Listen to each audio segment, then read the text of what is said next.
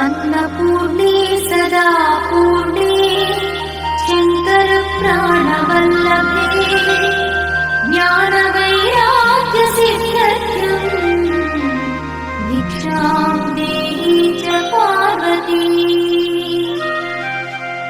माता च पार्वती देवी पिता देवो महेश्वरः बान्धवा शिवभक्तश्च स्वदेशो भुवनत्रयम्। बान्धवा शिवभक्तश्च स्वदेशो भुवनत्रयम्। इति श्रीमच्छङ्कर भगवत्पादविरचित अन्नपूर्णे सदा पूर्णे शंकर प्राणवल्लभे ज्ञानवैराग्यसिद्ध्यर्थम् भिक्षां देहि च पार्वती।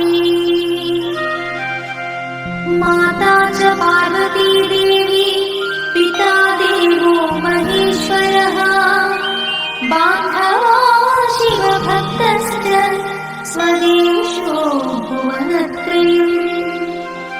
बान्धवा शिवभक्तश्च स्वदेशो भुवनत्रयम्।